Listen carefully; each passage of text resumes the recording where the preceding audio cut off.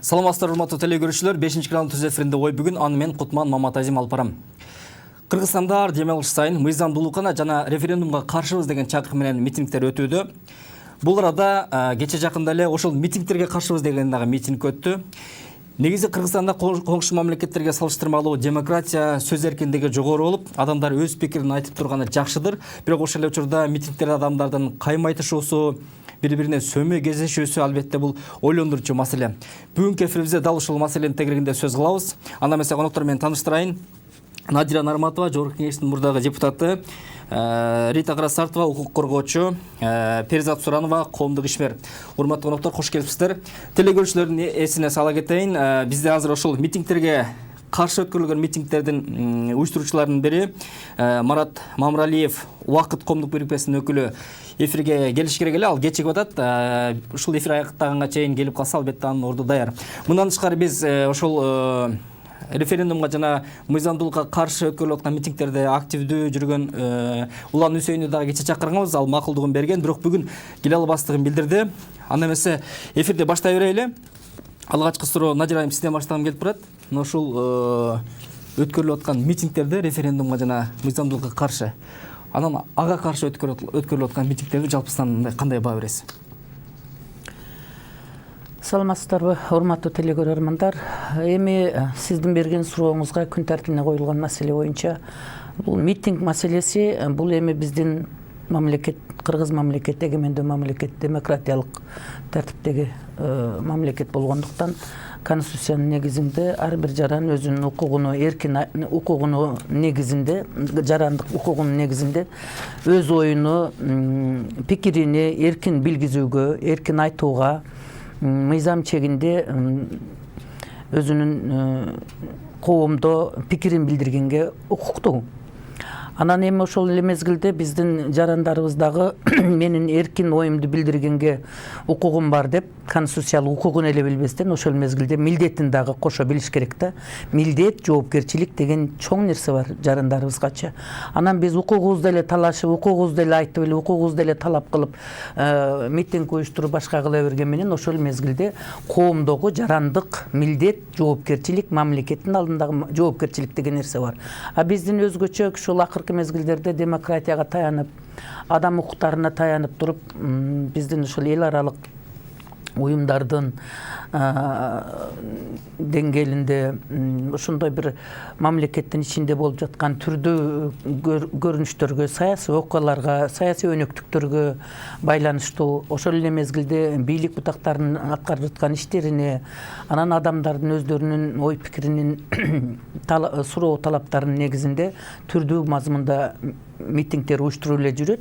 Анан ошол эле мезгилде эгерде тынчтык митинги болгон болсо, тынчтык жолу менен коомго ашыкча зыяны тийбеген, мамлекетке зыяны тийбеген, өзүнүн жекече жана коллективдүү түрдө пикирлерин билгизген митингтерге эч убакта тыюу салынбайт. Ошол эле мезгилде бир гана жери бар.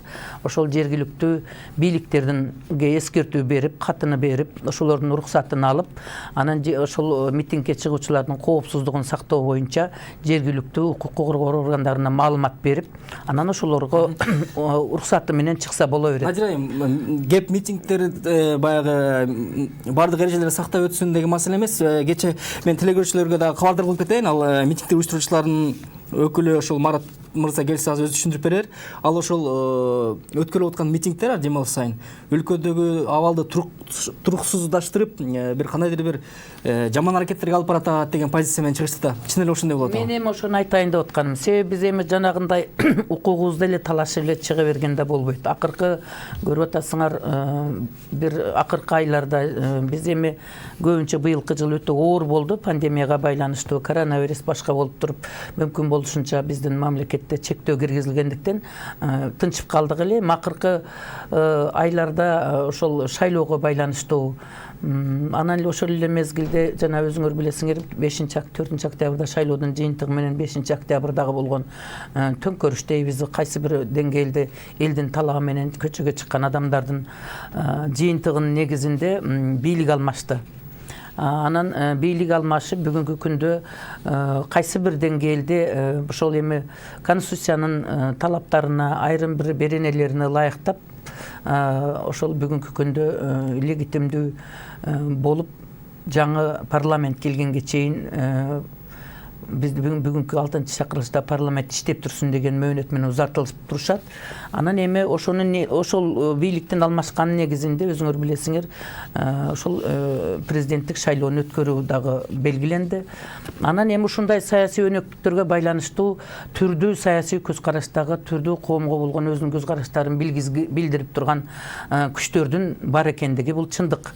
Өзүбүздүн ички түзүмдөрдөн, сырткы күчтөрдүн таасири менен ошо бейөкмөт уюмдардан, ошол эле мезгилде коомдо өзүнүн укугунан пайдаланып пикирини ачыктан ачык билгизип жүргөн активисттер бар, жарандык активисттер. Ошондор сыяктуу митингдерге аз санда, көп санда болуп туруп, өздөрү мүмкүн болушунча жекече деле чыккандар бар, пикирин билгизип. Ошонун негизинде анан чыгып атышат, акыркы мезгилде көбүрөөк болуп атат, кайра жумалап чыкканын. Анан буларга дагы бир негизи мына конституцияны өзгөртүү жөнүндөгү чыгып кеткен сөздөр, конституциялык кеңеш менен түзүлгөндүгү, анан ошол эле мезгилде жогорку кеңештеги мына акыркы мезгилдеги президенттик шайлоо менен кошо 10 январда 2021 жылдагы 10 январда боло турган шайлоодогу башкаруу системасынын тандоо жолунда референдумду өткөрүү багытындагы жогорку кеңештин кабыл алган мыйзамдын негизинде дагы көпчүлүк ошол жарандык активисттер, коомдо түрдүү ача пикирлер пайда болуп, түрдүү көз караштардан болуп жаткандыгы бул чындык. Ошонун негизинде ошол биздин референдумду өткөргөнгө макул болгондор да бар, билесиңер. Анан ошол эле мезгилде бул мыйзамсыз, туура эмес болуп атат деген конституциялык өзгөртүүлөргө, толуктоолорго, өзгөртүүгө каршы болуп аткандар да бар. Ошол эле мезгилде биз конституцияны өзгөрткөнгө макул болгондор бар. Ошон үчүн пикирлердин кагылышуусу келип чыгып аткандыгы чындык бүгүнкү күндө. Ритайм, митингдерде чоң гана өзүнүн кайсы бир маселе боюнча нааразычылыгын билдирип койгон дагы фактор бар. Анан жол болсо ошол кайсы бир маселени баягы элдин талабы менен сүйлөшүү жолу менен ишке ашпай аткандыктан митинг жолу менен мындай мажбурлап ишке ашыруу деген сөз да. Бүгүнкү күндө референдумга каршы уюштурулуп аткан митингдер түпкү максаты кандай? Жөн гана нааразычылыкты билдирип коюубу же түбүндө барып ошо референдумду болтурбай коюубу? Буга чейин биз ошо референдум мыйзамдуу жол менен кетсин деп айтып чыкканбыз. Көп киши чыкса, көрсө бул туура эмес экен деп балким баш тартмак. Тилекке каршы баягы осознанный жарандар аз болгонуна байланыштуу бир 50-100 киши чыгып аткан бул биздин бийликке шып этип да койбойт, пыш этип да койбойт. Ошон үчүн алар мына 3-күнү биринчи окуудан и то 80 добуш менен өтүш керек болчу, 60ка жетпеген добуш менен өткөзүштү. Эртеси эле күнү 2-3 окуудан өткөзүп туруп эле дароо кол коюп салды. Бүгүнкү күндө Кыргызстанда мыйзамды тебелемек тургай жөн эле уже карабай деле калды. Мыйзамдын эле кереги жок. Айтты, бирөө айтты, ошону менен кеттик, ура кеттик болуп атышат. Ошон үчүн кээ бирде референдумга каршы, а кээ бир учурда мыйзамдуулук үчүн депчи. Анткени мыйзамдуу жолго түшпөй турган болсо, эч качан биз оңолууга барбайбыз. Анан жанагы митингке каршы деп чыккан кишилердин аркасында азыркы бийлик турганы ачыктан ачык көрүнүп турат. Бир Бакай деген жигит бар, Сыймык Жапакеевке окшошомдой эле күндө кыйкырып эле, бери карагыла, уккулады эле. Анан ар бир ошо митинг, биз баягы митингке келип, Эркиндик бульвары менен түптүз түшүп, эмеге чейин Манас атанын эстелигине чейин, майкелине чейин баргандан кийин тарап кетебиз да, баягы көрсөтүп элечи. Алар киши кечигип келет дагы, анан кыйкырып эле мындай өзүнө баягы вниманияны бөлдүргүсү келишет. 1-2 күн мурун Садыр Нуркожоевич ла-ла-ла деп кыйкырып, көздөн жаш кетирип кыйкырып жүргөн. 2-3 күн мурун келгиле биз ушул жакта коомду кабылдамаштык деп сүйлөп каптыр ал жигитчи. Ал тетиги Ибраимова менен Кийский көчөдөгү кеңсенин дарегин айтты. Ал Садыр Нуркожоевичтин кеңсеси экенин баары билишет. Ошон үчүн антимитингдердин аркасында ким турат? Бүгүн ачыктан ачык көрүнөт. То есть силер митинг уюштурбай тургула, чыдап тургула, иштеткенге бергиле, анан дагы бир нерсе кыла деп. Кийин менин балам сурайт да, тетинтип апа, эбегейсиз мыйзамдардын бар тебеленип атканда сиз эмне кылып койдуңар эле? Мен Садыр Нуркожоевичке убакыт берип аткам деп айтмак белем. Мен айтам, мына чыкканбыз, айтканбыз, мынакей абал ушунчалык начарлап кеткенине эл өзүгүнө эле ошол кезде үйдө отургансыңар жылуу желпи, өзүңөрдүн позицияңарды айтпай. А биз мыйзамды бузуп, эч качан өнүгүүгө бара албайсыңар деп ачыктан ачык көрсөтүп, күндө ошол жерде ар бир дем алыш сайын өзүбүздүн убактыбызды бөлүп, мыйзамдуулукка жол жок деп келебиз деп эмебиз, жүзүбүз жарык болуш керек да. Ошон үчүн биз чыга беребиз. Элдерге бул бир четинен кандай десем, эл агартуу системада ошол жерден өтөбүз. Мындай мыйзам бар, тиндей мыйзам бар, ошолор бузулуп атат, тигил бузулуп атат деп айтып, анча-мынча элдер мыйзамдуулукка ынанган эл болсо, чын эле эмне үчүн дайым эле мыйзамды бузуп кете берет деп угуп, анан мындай ой баштайт да. Ушуга кошумча суроо, мына 3-чү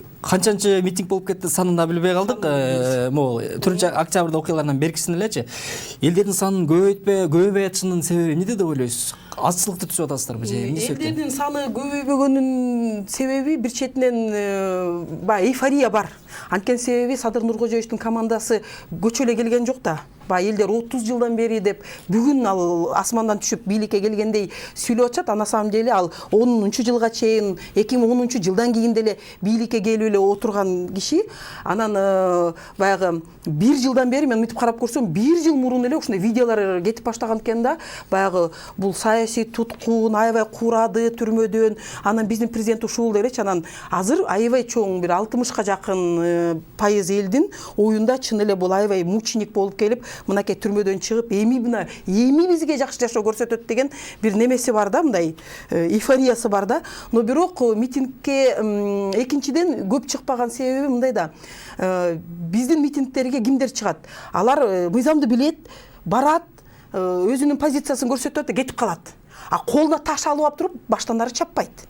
Ошон үчүн азыркы бийлик деле мейли коюп койчу, келишет, кыйкырат, басат, андан ары кетишет деп эле мындай шылыңдап мазактаганын да көрөбүз да. Биз айтабыз, ооба, ошентип акырын басып жүрүп отуруп, эч кимди сабабай, эч кимди түртпөй, эч кимге жаман айтпай, өзүбүздүн позициябызды ар бир жума сайын көрсөтүп жүрүп өтөрөбүз. Тарых үчүн бул сөзсүз түрдө керек. Убакыт өтөт. Анан ошондо айтабыз, биз ошондо айтканбыз, келгиле мыйзамдуу жолго түшөбүз, келе жапа тырмак болуп биригебиз деп айтканбыз. Бирок мыйзамдуу жолго түшкөн эмессиңер деп бизге жакшы болот да айтканга. Берсат айым, Кыргызстанда ушул акыркы 3-4 жылдын ичинде митингтерге каршы митингтер көп эле болуп атат. Анын ичинде урушуп, чабышып кеткен окуяларга чейин бар, кайым айтышып. Анан байкап турсак, көбүнчө мисалы кайсы бир жер боюнча маселе же болбосо адам укугуна байланыштуу маселе де мисалы жол тосконго чейин барышат. Андай учурда митингтерде көп деле кагылыш болбойт. Мындайча айтканда, батыштан каржыланган уюмдар же болбосо батышчыл көз караштагы адамдар митингке чыкса эле ушулардын митингинде келип көп ызычуу болот да. Бул эмнеден улам деп ойлойсуз? Бир позициялардын, идеологиянын кагылышыбы? Саламатсыздарбы, урматтуу телекөрүүчүлөр. Негизи митинг деген эмне? Биз буну мындай бир институт катары көрүшүбүз керек да. Анткени бул иш-чаранын уюштуруучусу бар. Демек, жоопкерчиликти алган киши же уюм бар да. Анан алар каерде өткөрүлөт, кайсы убакта өткөрүлөт. Анан биздин мыйзам боюнча, мисалы сөзсүз түрдө жергиликтүү өз алынча башкаруу органдарына билдирүү жасаш керек. Бирок дүйнө жүзүндө практикага таяnsак, көпчүлүк мамлекеттерде, көпчүлүк өлкөлөрдө андай жок. Кээ бир учурларда 100гө чейинки киши болчу болсо, сөзсүз түрдө билдирүү жасоо кажети жок. Эгерде андан ашчу болсо, сөзсүз билдирүү жасап коюш керек. Кээ бир мамлекеттерде укугуну басмырлабайлы деген негизги баам. Экинчиси бул сөз эркиндигине таандык маселе да. Ал эми сиз айткандай кагылышууларга токтолчу болсок, негизи биздин митингтердин табияты менин оюмча эки багытта баратат да. Биринчиси бул ошо бийликчил, өзүнчө бир инструмент катары бийлик колдонгон учурларды көп байкайбыз да. Экинчиси бул жарандык позиция.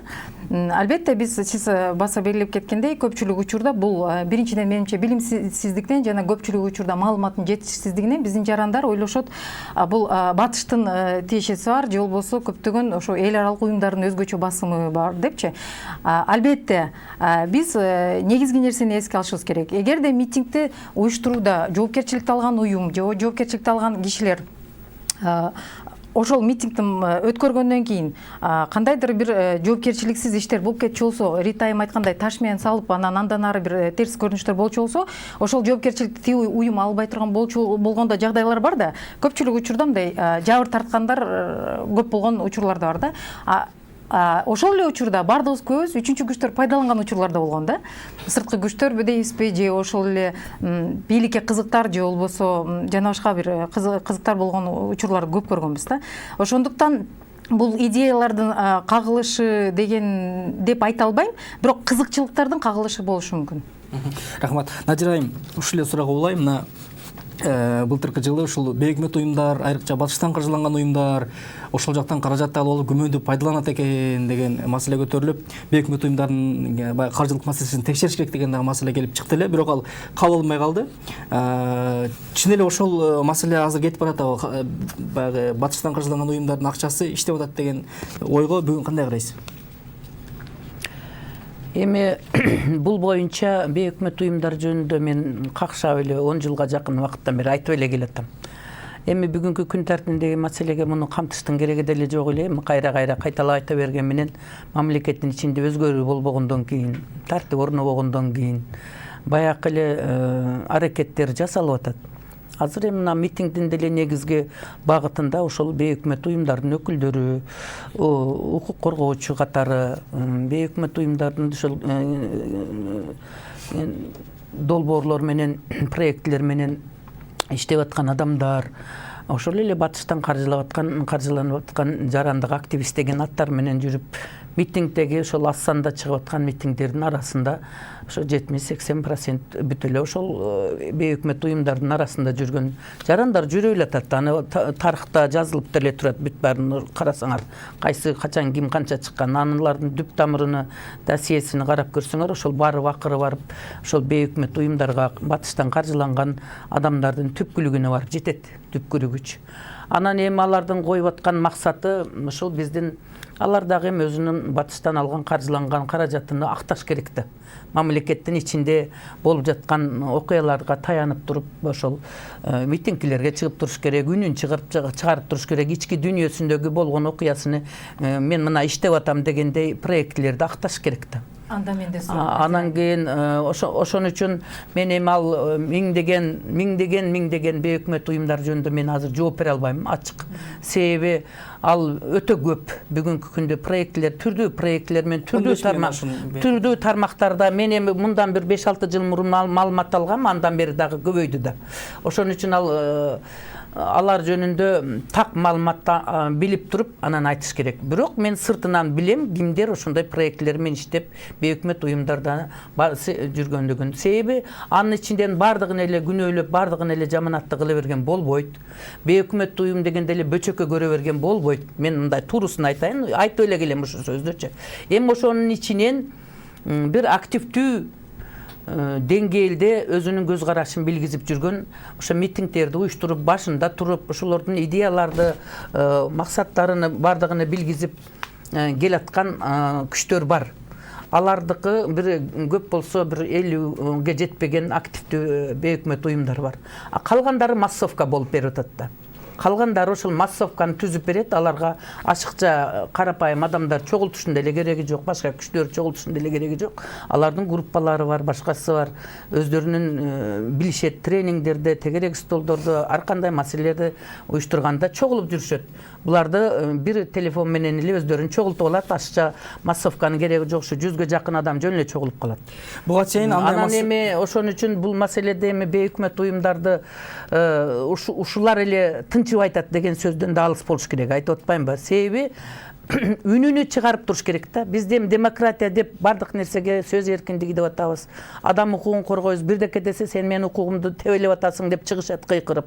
Анан ушул биздин Кыргызстандын ичиндеги ички саясаттагы болуп жаткан саясий кризистердин алып келиниши дагы ошол митингчилер, бейөкмөт өкмөттүн уюмдардын тиешеси өтө чоң. Кечеки 4 октябрдагы шайлоодун жыйынтыгына наразычылык билгизип 5 октябрда келип чыккандар деле ошол көпчүлүгү бейөкмөт уюмдардын активисттери көп болчу да. Ар бир партиялардын катарында бар болчу.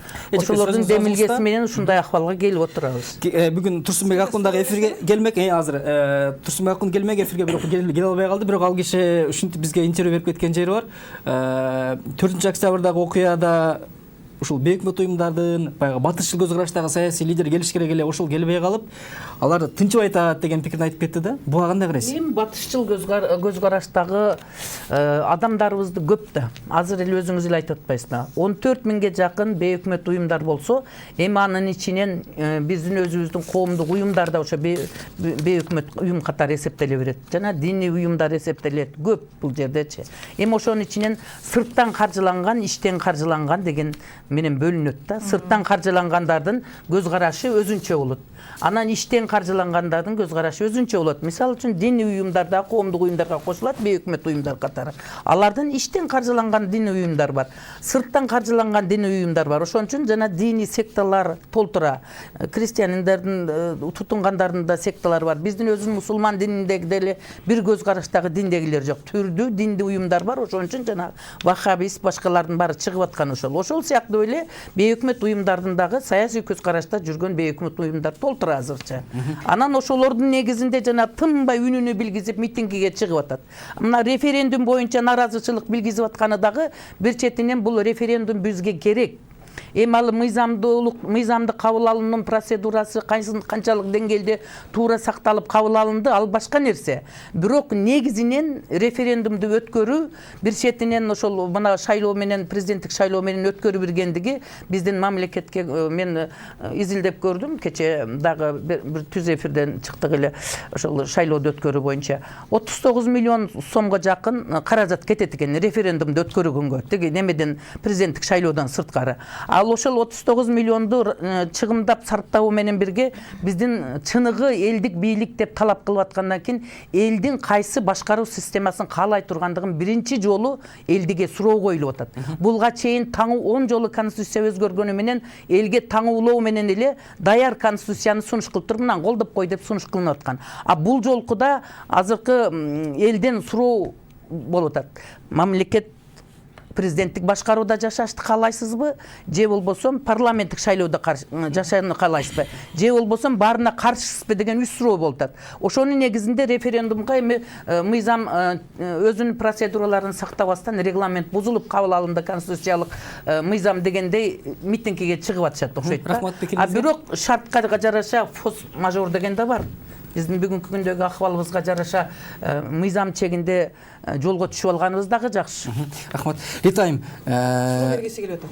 Мен Надира айымдын айтымында мисалга алсак Кумтөр, Жеруй, ошол эле Шамбы сайды жана башка кен байлыктарын кен маселесин айта алалы да. 2011 жылы Шамбы сай маселеси боюнча жергиликтүү эл митингге чыккан. Демек, Надира айымдын айтымында ошол жерде чыккан 3000 киши баардыгы батыштан каржыланган жана батыштын кызыкчылыгын коргоп чыккан.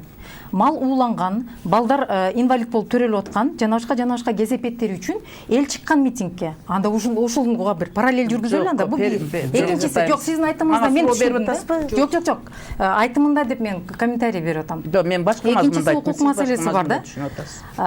Сиз айтып атпайсызбы, Бишкекте эле жана батышчыл гана уюмдар депчи. Мен мисалы үчүн эч кайсы уюмда иштебейм, бир да проектта иштебейм, грантта калбайм, башка да. Жеке жарандык позициям. Ал мекенчиликтер башка. Мекенчил, мамлекетчил, улуттул болуп митингге билгендер башка. Экинчиси укук маселеси боюнча өкүнүштүү. Чындыгында бүгүнкү күндө биздин коомдо жарандарыбыз, көпчүлүк жарандарыбыз укук маселесини башында мүшкүл түшкөндө, мыйзамсыздыкка түшкөндө, кандайдыр бир өтө чоң мындай бир өзгөчө үй бүлөлүк маселе козголгондо же кылмыш иши болгондо укук деген маселесин түшүнө баштайбыз да. Бул эми азыркы учурдагы реалдуулук да, азыркы учурда көрүнүш. А бирок чындап келгенде, эгерде биз митинг токтотчу болсок, жана ушул сыяктуу аракеттерди токтотчу болсок, анда биз жанагы эле башында айтылган сөз да, сөз эркиндиги жана укук маселесине абдан чоң терс таасирди тийгизебиз. Анан референдум маселеси бул албетте экинчи маселе, бирок ошондой болгондо да Надира айымдын сөзүнө кошумчалагым келип атат да. Мыйзамсыздыкты сиз өзүңүз экс-депутатсыз да, ошондуктан бул азыр колдоп аткан позицияңыз мага бир аз түшүнүксүз болуп жатат. Мыйзамды бузуу, уну салт кылууга айлантыруу менен жогорку кеңеш ушул нерселерди ишке аткарып атат да. Менимче бул абдан чоң терс көрүнүш. Биз анда 3 кадамды артка коюп атпайбызбы? Анда биз эгемендүүлүктү да маселе коюп атпайбызбы? Анда анткени бул легитимдүүлүк маселеси өтө приоритеттүү. болуп атат да. Суроо белгиси пайда болду.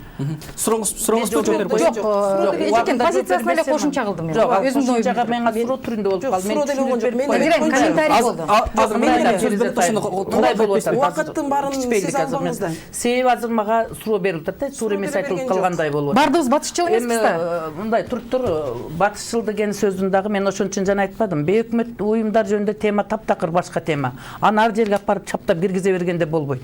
Эми азыр бул жерден баштадыңбы? Баштагандан кийин мен түшүндүрүп айтып коеюн. Перизат айымдын сөйлөгөн сөзү боюнча телегөрөр угармандар башкача түшүнүп калат. Бул Нарматова деген туура эмес айтып атат экен деп.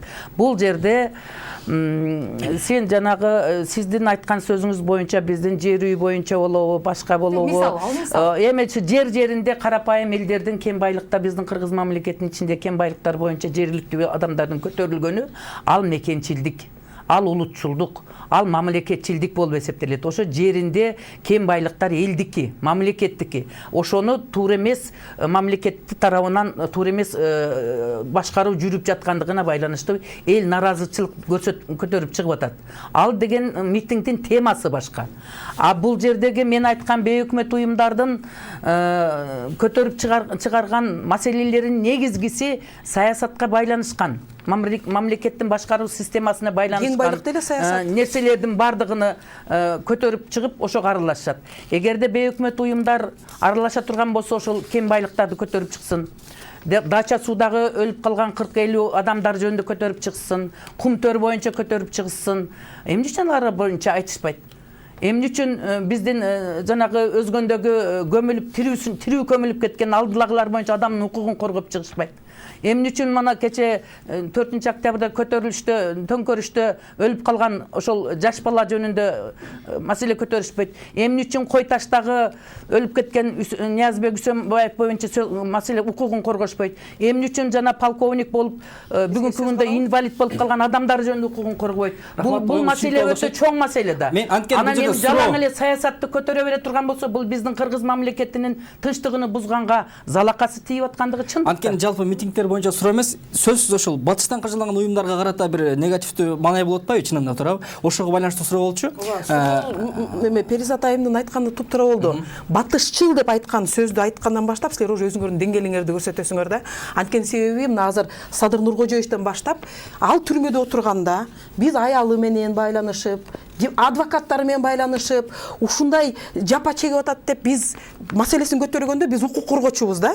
Мыйзамдуулук жолго тур, мындай болбойт, сен бүгүн мыйзамды тебелеп атып, эртең мындан да жаман нерсеге түшөсүң деп айтып койсо, биз уже батышчыл, биз мыкачы, биз бузуку болуп калабыз да булардын. Башкалар угуп атасың риториканы, алар мекенчил, улутчул, тилер душмандар. Элди эч качан лидер бөлүп жарбайт. Биз мынтип бөлүп жарылып отуруп, эч качан үнүгө да кадам таштабайбыз. Ритайм, могу Комчута болуп аткан окуяларга сиз макулсузбу? Көбүнчө ушул батыштыл мындай активисттердин өткөрүп аткан митингдерине көбүнчө ушул келе бергене мындай үзгүлтүккө учуратуу максатында кайсы бир топтор келип анти-митинг уюштурганына көп учурлар болот да. Ошол себептен суроо берип атам да. Анти-митинг деген бул бийликтин куйруктары. Мына азыр жана Бакай бир нерсе деген. Мына Садыр Жапаровдун офисине барып отурду дагы элдин барына элдик бир нече көзөмөл ушул жерде деп кычырган офисти көрсөтүп коюп, келгиле биз силерге жардам беребиз. Биздин аркабызда Садыр Нуркожоевич турат, бизди колдойт деп атат. Мынакей анти-митингчилер ошолор. Дайым ошолор болгон. Акаевдин учурунда жана белошапочниктер пайда болгон. Андан кийин дагы, то есть эл көтөрүлөт и бийлик мамлекетте иштеген, өзлөрү мындай бир нерсе берип койгон кишилерин жиберет антимитингке да. Ошол эле нерсе. Ошондо Надира айымдын айтуусунда тигилер улутчулдар, тигилер мекенчилдер, бийликке кошулуп алып элди ойлоп атат, бийлик күнү түнү Кыргызстанды кантип жакырчылыктан чыгарсам экен деп ойлоп атат да. Биз хозяиндердин сөзүн сүйлөп алып эле кыларга иш жок да. Садыр Нуркожоевич түрмөдө отурганда, бирөөнүн башына бале түшкөндө ыйлап келип биз деген мыйзам бизди защита кылыш керек. Не потому что бирөө деген мен аркамда эл эл турат деп эле кыйкыргандан эмес деп турганда ал келгенде ал деген бул укук коргоочу. Биз азыр спокойно көтөрүп беребиз. Канча жака Садыр Нуркожоевич боюнча кат жазып, канча маселелердин баарын көтөргөндү. Баары чуркашкан. Бүгүн биз баарыбыз батышчыл, баарыбыз бузуку, биз көтөрбөй эле жөн эле оозубузду жаап эле отурушубуз керек да. Күндө мыйзам бузулуп атса, жөн бузулмак тургай, одоно бузулуп атса, тебелеп атат. Мына бүгүнкү действующий конституцияны даже көздөрүнө илбей тебелеп атышат. Ана биз азыр унчукпасак качан айтабыз? Ритайым, эгерде бүгүнкү ошол референдум сиз ойлогондой мыйзам жолу менен өтсө, эгер сиз ойлогондой, макул болот белеңиз референдумдун өтүшүнө? Бүгүн вообще референдум мыйзамсыз. Бир дагы мамлекетте кандай форма башкарууну тандайбыз деп койгон бул нонсенс. Даже юристтер, мына мен юристмин, мен билем дегендерге пока колуна текстти көрсөтмөйүнчө мен парламенттик же президенттик деп бирөө да айтпайт. Баш иштеген юрист бирөө да айтпайт. Ошон үчүн алар бу эмнеге келип кепшелебиз атат. Түшүнбөгөн кишилер күндө телевизордон чыгып алып эле парламенттик мынакей 30 жылдын ичинде бизди залакасын тийгизди ТТ деп отурса, парламенттик бизди өлтүрүп аткан турбайбы дейт. Фактически биз 30 жылдан бери бир кишинин бийлигинен куткара албай, мына биз деген парламенттик президенттик формага убактылуу өкмөт кезинде өткөнбүз. Жок, маселе мыйзамдуулук бузулуп атабы же референдумдун өзүнө каршысыздарбы болушуна? Референдум өзү да мыйзамсыз, мыйзам бузулуп аткан үчүн да каршыбыз. Экөө тең, биринин үстүнө бирөө, майдын үстүнө да каймак майлап атабыз да. Көздү жумуп эле кетип баратабыз. Урганың жок, мына мен эл колдоп атат деп элечи. Эртең биз кайра келип эле жаман нерселерге кепшелебиз да. Мамлекет вообще жылбайт эч жака мындай нерсе менен. Рахмат. Надир айым, бүгүнкү күндө айтып атпайбы, мисалы референдумга каршыбыз деп, маселенин түпкү жери ушул жерден келип чыгып атат да. Балким референдум өтүшү керек деген элдер көптүр. Эртең бирсү күнү референдум өтүшү керек деп дагы бир 200 адам чыкса, референдум өтпөшү керек деп дагы 100 адам чыкса, бунун баягы кооптуулугу канчалык? Кечиресиз, биринчиден мен сиздин берүүңүзгө таң калып атам да. Бул берүүдүн темасы эмне өзү? Биз Садыр Жапаровду талкуулаганы же Садыр Жапаровду каралаганы же Садыр Жапаровдун ар бир басканына айымдан отчет алганы чакырдыңарбы же башка кылдыңарбы? Күн тартибиндеги маселе боюнча талкуу кетпей атат. Бул жерде митингдердин милдети жана илети деген тема дечи экен. Эми ошондой болгон чакта дагы бул жерде Садыр Жапаровдун эмне тиешеси бар? Садыр Жапаров деген ошол 18 талапкердин бирөөсү. Бул жердеги келген коноктор өзүнүн пикирин айтат. Эми пикирин айткан чакта дагы, ошо пикирин айтканда дагы эптеп эле микрофонго жетип алганда бирөөдү жамандап калып же бирөөдүн бир айыбын чукуп калыш эмес да. Бул жерде темаңарга байланыштуу сөз бере турган болсоңор, биз ошо митинг боюнча пикирибизди айтып атабыз. Анан экинчиден референдумга каршы чыгып аткан митингдердикини ар ким өзү билет чыга берсин. Мен айтып атпайм, бейөкмөт уюмдардын өкүлдөрү каршы чыгып атат. Ошонун жактаган антимитингдегилер чыгып атат, жана азыр көзүңөр айтып аткан маселен. Бул референдумга биротоло каршы чыкканга деле негиз жок. Бул референдумга коюлган башкаруу системасын тандоо боюнча мыйзамдын долбоору 1 апрелде бүгүнкү күндөгү башкы прокурор болуп иштеп турган Курманкул Зулушев тарабынан иштелип чыгып, ошол жерден жогорку кеңештин сайтына коомдук талкууга коюлуп илинген. Ошонон бери турат. Ошону апрель айынан болсо, апрель, май, июнь, июль, август, сентябрь, октябрь, декабрь башты 7-8 ай болуп атат. 7-8 айдан бери сайттарда илинип турду. Жогорку кеңештин сайты болгону кече 4 октябрдагы шайлоодон кийин 5 октябрда кирип талкалап коюшту, төңкөрүш жасагандар. Бардыгын жок кылып, мына 1 айдан бери эле сайтта көрүнбөй калды. Азыр кайра сайтта дагы иштеп калды, жогорку кеңештин сайты ремонт кылышып. Анан эми ошондон бери талкууда жүрүп келаткан коомдук талкууда турган мыйзамдын долбоору. Акылбек Жапаров деген болсо, ошол Курманкул Зулушевдун кеткендигине байланыштуу ал мыйзамды ал киши көтөрүп чыкты, даяр мыйзамдычы. Анан эми бул мыйзамдын бир күндөрүнөн мөөнөтүнөн бузулса бузулгандыр, мен өзүм мыйзам чыгарып жүргөн адам катары айтам. Бирок негизинен мыйзам бүгүнкү күндө керектүү мыйзам катары кабыл алынды. Ал эми бүгүнкү форс-мажор акыбалыбызды мындай кризиске, саясий кризиске дуушар болуп турган мезгилде күндөн асман үзүлүп жерге түшүп кетпейт. Ал 1 апрелден бери талкууда келаткан мыйзам. Анан эми элге биринчи жолу эмес, биринчи жолу коюлуп атканы бул туура эле. Себеби раз биз өзгөрүүнү кааласак, оңолууну каалаган болсок, ошондой конституцияга парламенттик башкаруу деп жазып алып тургандан кийин президенттик башкарууну көрүп атсак, президенттик парламенттик башкарууда жүрдүк. 10 жылдан бери конституцияда башка жазылган менен реалдуу жашоодо башкача болду да. Раз ошондой болуп аткандан кийин биз өзгөрүүнү кааласак, элдин пикирин алып койсок ашыкчалык кылбайт. Эл биринчи жолу элдин бийлик эл болот деп таанып аткандан кийин эл өзүнүн үнүнү берсин. Парламенттик башкарууду каалайбы, президенттик башкарууну каалайбы, анан ошого карата конституциянын өзгөрүшөт. Ал эми бүгүнкү күндөгү конституциянын иштеп аткан кеңешменики ал ашыкчалык кылбайт. Ал кеңешме түзүлдү, ал жумушун жасай берсин. Элдин пикирине жараша, жыйынтыгына жараша конституцияны өзгөрүш керек болгон болсо, аны мөөнөтү узарып 1 жыл иштешеби, 2 жыл иштешеби, 3 жыл иштешеби, 6 ай иштешеби, аны убакыт көрсөтөт. Биз адегенде элдин пикирини ошол шайлоо күндөн референдум аркылуу шайлоодон билип ала берели. Бул ашыкчалык кылбайт. Анан элдин бийлиги дегенден кийин дагы эл дагы ынанат. Биздин пикирибизди каалады. Эми биз ошол парламенттик шайлоодо кааладык же президенттик шайлоодо кааладык. Ошого негиздеп конституцияны өзгөртүп толуктагыла дагы жумушту алып кеткиле дейт. Экинчиден президентибизди дагы шайлап алабыз бир эле мезгилдечи. Перизат айым, референдум өтпөш керек дегенде митинг болуп атат. Референдум өтпөш керек деген маселе туура эмес. Бул элдин талабы, референдум өтүш керек деген дагы митинг болуп атат да, мындайча айтканда. Кайсынысы элдин талабы чынында, анан кайсынысы мындай жасалма уюштурулган митинг деп бүгүнкү күндө бүгүнкү талкуу ошонун негизинде келип чыгып атат. Сиздин пикириңизде кандай? Бүгүнкү күндө референдум өтүшү керек деген мындай көпчүлүк пикирби, ушул коомдук талаппы, же болбосо өтпөш керек деген талаппы? Жакынкы тарыхка кайрылалы. Биринчиден 5-октябрдагы болгон толкундоолордун баары, биринчиден алар ошо өкмөттүк эмес уюмдар тарабынан уюштурулган жок. Баарыбыз байкап көрүп аттык. Анан ошол өтпөй калган партиялар уюштурган жыйын болчу биринчиден. Ошол эле чоң каза. Партиянын деле бек уюм деп атап койсок негизи. Эми ал табияты бир аз башка болот.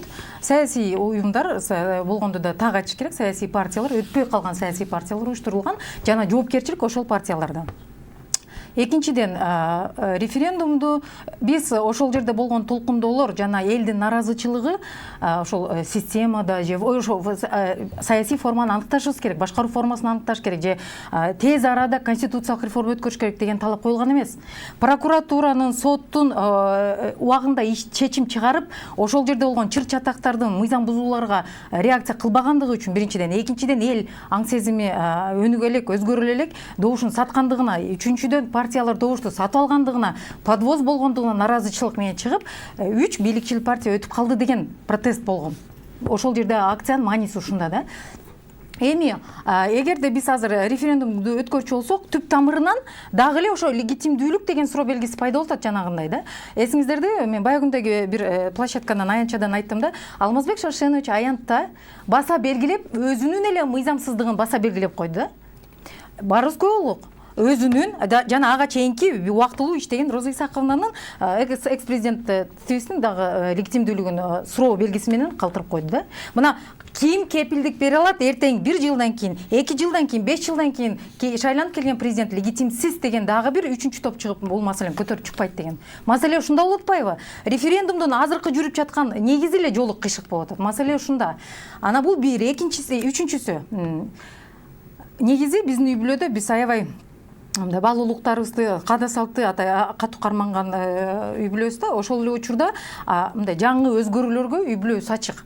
Анан жөнөкөй эле мисалды келтирейин. Эгерде мен маршрутка чыкчу болсом, Рита айым чыкса, мен ага жолу бошотуп берем. Рита айым, Надира айым чыкса, сөзсүз ордун бошотуп берет, туурабы? Биз үйдө дасторконго отурганда атам келмейинче тамак дам татыбайбыз, күтөбүз. Анан ырым-жырымдарды да мам жасайт. Эми кандай болбосун, заманбап киши болгону менен дагы баары ушундай ырым-жырымдар жасайбыз да. Бул биздин баалуулук.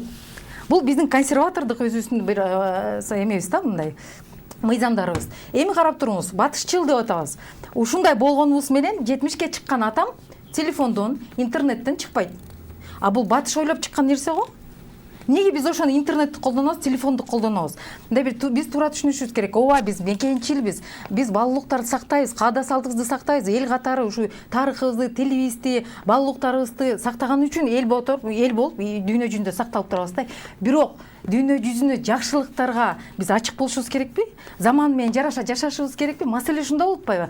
Анан мекенчил менен батышчыл деп бөлгөн негизи эле туура эмес түшүнүк. Биз элге туура маалымат берип, ошол маалымат билимин жогорулатышыбыз эмне үчүн эл келип кошулуп саны көбөйүп ушул маселе мындай митингге максат элдерди ынандырыш керек деп турабы ошол позиция менен эл ынанып мындай көбөйбөй атат да көпчүлүк коом эми бул табигый нерсе да. Коом деген экиге бөлүнөт элдер.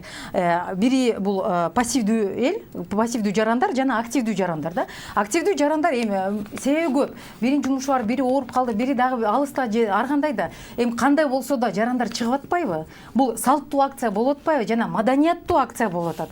Бир жерде бузуп же бир жерде бирөөнү уруп, таштанды таштабай, мындай өзүнүн бир жакшынакай тартиби менен уюшулган акция болуп атпайбы? Рахмат. Даже бир киши чыкса дагы бул үн, бирөөнүн үнү.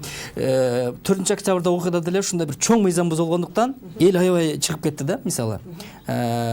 Башында Перизат айым айтмакчы, жөн гана шайлоонун жыйынтыгын жокко чыгарып болсо, эл баягы элдин басымы менен жаңы талаптар коюлуп, бийлик алмашып кетти. Ошонун негизиндечи. Бүгүнкү күндө дагы мисалы башында бүгүнкү митингке дагы ушундай чоң мыйзам бузуу болуп деп ошол нерсени мындай элге жайылтып атасыздар да. Эмне үчүн эл мындай көп чогулбай атат? Эмне үчүн мындай көпчүлүк болбой атасыздар да? Булар ачылып деле түзүп атат деп эле сын айтып атпайбы? Эл чогулбай атат булар деп. Сиз дагы мындай жаш болгонуңуз менен азыркы биздин саясатчылардай формат мышлениеңер ошондой экен да. Биздин бийликтегилер күчкө колдонгонго көнүп калышкан да. Ар бир саясатчы менен аркамда мынча 1000 киши турат, анан билеги күчтүү, момдогон спортивный залдарым бар, сенин өпкөңдү үзүп коет, көтөрүп чабышат дегенге көнүшкөн. Биз андай маданияттан кетишибиз керек. Мына бүгүн бийлик ачыктан ачык бандитский группалар менен кошулган, биргелешкен, жерден ала калып ташты согуп туруп, Сурабалжиев, Акаев, сенин мемелериң момундай болот деп ошонун баарын көрсөтүштү. Ошого эч кандай мындай дагы эми жасап койбогону, бул дагы биздин элге көрсөтүп атканы да мындай только ушундай күчтүү признавать этебиз депчи. Митингке чыгып аткан бул башка маданият. Мыйзамдуулукка тур. Сен бүгүн бияктасың, эртең кайра тияка кирип калышың мүмкүн, кайра жаман жолго кетесиң, анткени себеби күндө эле мыйзамды буза берип, Назира айым деле айтып атпайбы, эми анча-мынча регламент бузулуп койсо, но бирок талам депчи, анча-мынча мыйзалык бузуудан чоң мыйзам бузууга чейин кетип атышат да. Анткени себеби күндө мына бир нерсени эметкен эмес, анан экинчиси мынакей чоң референдум жөнүндөгү мыйзамды 2 күндүн ичинде кишилер жок, Тигибаев айтып атпайбы, 80 киши жок, каяка добуш берип атасыңар депчи. Ошондо эле көзгө илбей эле бүттү аркамда эл турат, билгениңерди кылып ала деп өткөзүп атат. Анан ошого кандай эмне кылышыбыз керек биз? Күндө воскресеньени чыгып, мыйзамды сакта, Садыр Нуркожоевич, эртең ушунун баары чыгат. Туура айтып атат. Легитимсиз келгенсиз, момундай зөкүрлүк кылгансыз деп. Андан башка жол жок. Аякта жалаң чет өлкөдө окуган, ошол батыштын сонун деңгээлге жеткен даражасын көрүп келген жаштар чыгып, Кыргызстандан биз кетип калышыбыз керекпи же күрөшүшүбүз керекпи, биз мыйзамдуулук жолду каалайбыз деп күндө чыгып, тиги Манас атанын айкелине чейин барып, анан үйлөрүнө кетип калып атышат. Бүттү. Митингдин түпкү максаты референдумду өткөрбөй токтотуу, туурабы? Жок, уже бүттү, ал уже коюлду. Эми неделя сайын болуп аткан мыйзамдыкы мыйзамдуулукка кайткыла. Башыңардан баштап бутуңарга чейин жана чоң азаттын бийлиги алып алган балдары да көчө кыйкырып турган бүгүн уже эчтекени бүт бийликтин эмеси дагы мыйзам чыгарганы дагы аткаруу дагы соту дагы көрсөттү, вообще мыйзамды эметпейт. Митингде канткенде угат ошол угуш керек болгон тарап. Вообще угуш керек. Любой киши чыкканда угуш керек.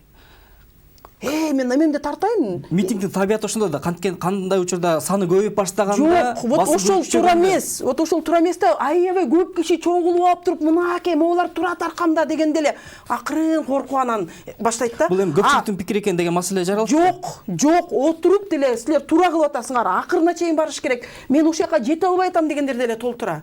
Мыйзамдуулук жолду биз деген 5 киши турса дагы, ошол 5 киши эми элдин баары көрүп атат да мыйзам бузулуп атканын. Бул дегенде ачыктан ачык көрсөтүлүп атат да. Биз дагы эмне кылышыбыз керек? Биз эмне барып деген тиги самосожжение кылышыбыз керекпи? Эмне кылышыбыз керек, чтобы бүгүн биздин бийликтеги кишилер кичине ойлонуп туруп, кичинекей тиги жаш балдарга мыйзамдуу жолго түшүшүбүз керек дегенди көрсөтүш үчүн. Биз просто митинг жасап көрсөтүп атабыз. Андан башка инструменттерибиз жок. Жаңы маданият көрсөтүп атабыз. Мынакей кийин бул тарыхта калат. Кийин биз айтабыз, биз ошондо жөн отурган эмеспиз. Күн сук болуп атса да чыгып, бийликке ачык эле айтып атканбыз, мыйзамдуулук жолуна туругула. Мыйзамдуулук жолго турса, мен деле барып жапа тырмак болуп жардам бергенге даярмын. Но мыйзамсыз нерсе жасалып атса, мен аякка барып туруп жардам бергенге даяр эмесмин. Анткени себеби мыйзамсыз нерсени жылдырган болом. Рахмат.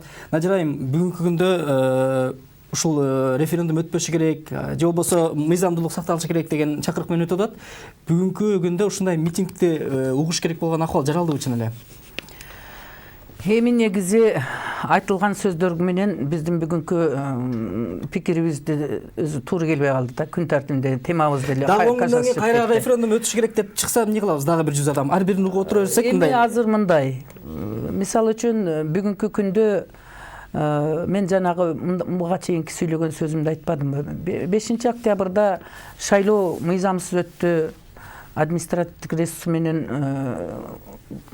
басым көрсөтүлдү. Ошонтун жокко чыгарылсын деген бир эле талап менен чыккан. Ошол талап менен чыккан болсо, эртеси ошол менен токтош керек болчу да, күтүпчү. Эртеси чечебиз 9-да, 11-де жолугабыз деп президент айткан. А ошондой тынчтык митингиге чыгып алып, ошо бир талап менен чыккан адамдар эмне үчүн сабыр кылбастан мына ак үй, көк үйдүн баарын акмагын чыгарып талкалап, бизде канчалаган нерсенин баарын, базалардын баарын жок кылып, өзүбүздүн накта тарыхый байлыктарыбыз, документация бүт баарын жок кылды. Ошолор күйөө бизге. Ошолордун ниети туура деп ойлойбузбу? Ошолорду ким уюштурду? Али ал ачык суроо боюнча жатат. Анан эми митингге чыксак эле кыйратып коет дегенден алыс болушубуз керек. Мына төңкөрүшкө чыгып эмне кылдык? Азыр бүгүнкү күндө кайра шайлоо өтсө дагы ошондой эле жыйынтык менен келет. Административдик ресурс пайдаланбаганда дагы, акча менен сатып албаган чакта дагы ошондой эле жыйынтыкта келет. Өткөндөр алдыда келет, мүмкүн добушу 30 50-60 албаса 20-30 алышы мүмкүн. Ошондой эле катарда тизилип келет, 5-6 партия өтөт. Себеби адегенде митингге чыгышында адам өзүнүн баалаш керек да. Силер айтып атасыңар, эми бул бейөкмөт уюмдар. Кайында бейөкмөт уюмдар шайлоого катышып атса партия болуп. Ар бир партияда бейөкмөт уюмдардын өкүлдөрү катышып жүрсө тизмеде жазылып. Ошолор уюштуруп атса арасында жүрүп кыйкырыкты бардыгынчы. Мен мисалы үчүн кепилдик берем. Эгерде мен шайлоого катышкан жокмун, тизмеде жокмун, эч бир партияда шайлоодо жокмун. Эгерде бүгүнкү күндө шайлоодо 2 айдан кийин өтсүн деп туруп, жогорку кеңештин депутаттыгына шайлоо өтө турган болсо, ушундай эле тартипти жеңип келет партияларчы. Болгону 50-60 албай калышы мүмкүн, 30-40-ты сөзсүз алып келет. Анан эми жөн эле митинг чыга бергенде деле пайдасы жок. Бул эгерде мыйзамдуулукка түшөбүз дей турган болсок, ушул төңкөрүш жасалдыбы? Мыйзамсыздыкка каршы болуп туруп, сабыр кылгыла дагы ошол шайлоодо өткөрөйлүк. Референдумга барып туруп, референдумду таптакыр эле кереги жок деген эч ким жок. Митингиге нараазычылык билгизип аткан ошо 100ге жетпеген адам болушу мүмкүн. Ар жакта 6 миллион эл жатат. 6 миллион элдерге эгерде ошол каршы чыгып аткандар мамлекетке күйсө, элге күйсө, элге тынчтык болсун дей турган болсо, ошол референдумга коюлган маселелер боюнча эл арасында түшүндүрүү иштерин жүргүзсүн. Ана борбордук шайлоо комиссиясынан каттуудан өткөрүп алып турупчу. Элге туура багыт берсин. Мына 25 күн үгүт иштери башталды бүгүн. Ошол үгүт жасоо иштеринде референдумдун мазмуну жөнүндө коюлган маселе боюнча, ошол башкаруу системасында коюлган суроолордун бюллетенге коюла турган суроолор боюнча элге түшүндүрүү иштерин жүргүзсүн. Борбордук шайлоо комиссиясынан каттуудан өтүп алып туруп, ошол бейөкмөт уюм болобу, башка жарандык активисттер болобу, башкасы болобу. Анан жөн эле чыры-чуу чыгара бергенде эмне кереги бар? Ар бир чыккан митинг адамдардын кээде тиркейин келтирет. Себеби бир жерде жазылган точкадай жашоо деген кыйын да. Эми мыйзамга такаш үчүн биз мыйзамды түздөшүбүз керек. Бүгүнкү күндө конституциянын акыбалы ушул жерге алып келип такады да бизди. Же парламенттик эмеспиз, же президенттик эмеспиз, же президенттик парламенттик эмеспиз.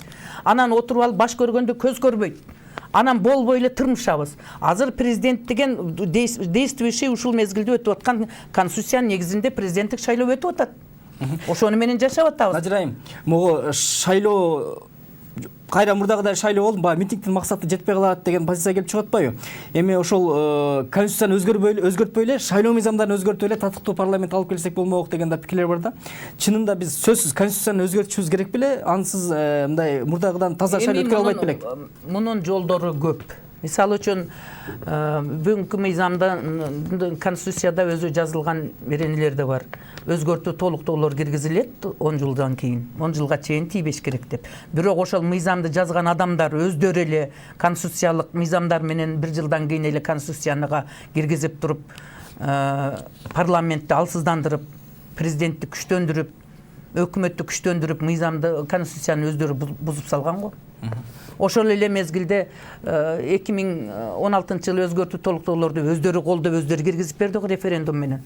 Анан биз жөн эле пөпөлөй бергенде болбойт деп талкаланып бүткөн мыйзамды. Рахмат.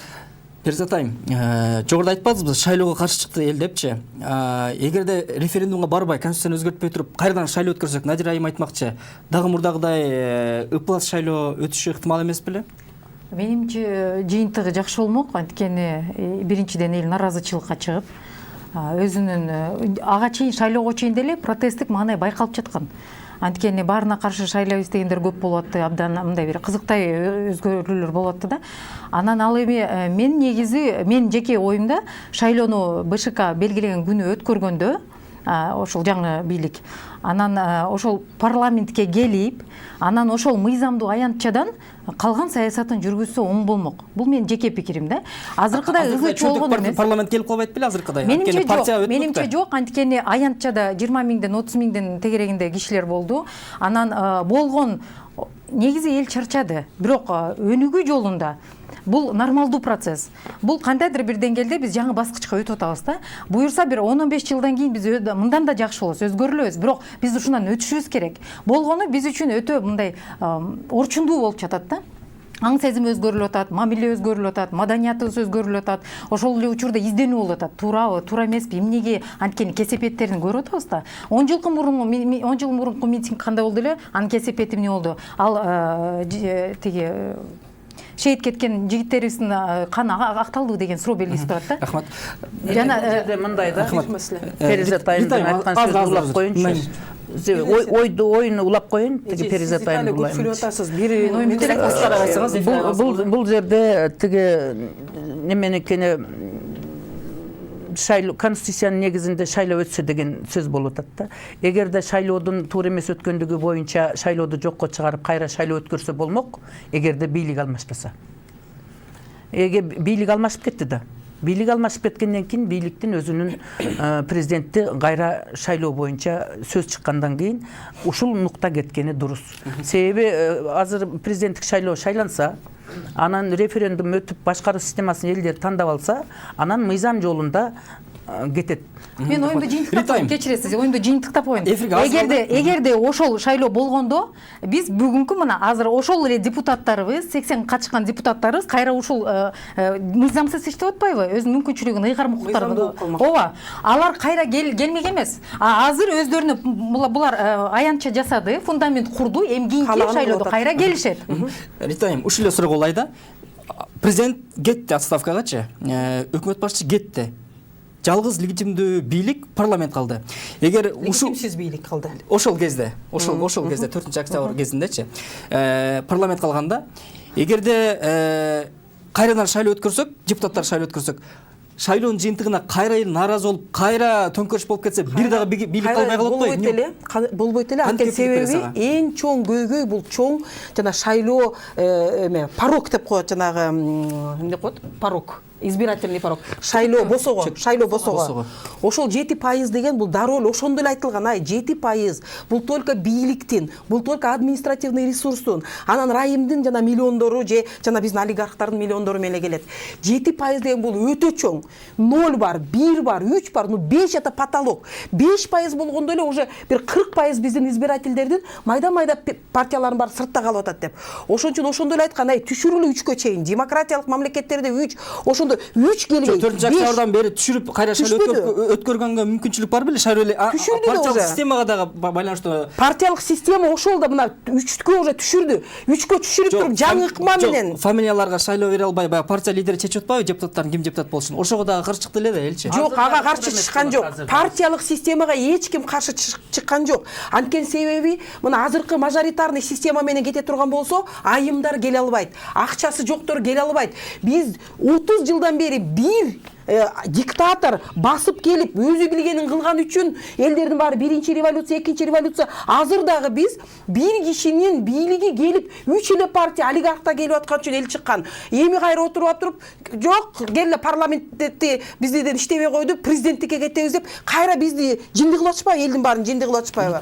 Ошон үчүн бул деген ким Перизат айым айтканды туптура. Бир эле мыйзамдуу жол бул кайра парламент босогонду кичинертип туруп кайра шайлоого барыш керек. Азыркы легитимсиз азыркы процесстердин баары. Бир эле мүнөт убакыт калды, суроону кайталап ойлой коеюн, өзүңүз пикириңизди билдирсеңиз ушул эле суроого. Бүгүнкү күндө бул кайра шайлоодо өткөрө койсо болот эле дешти.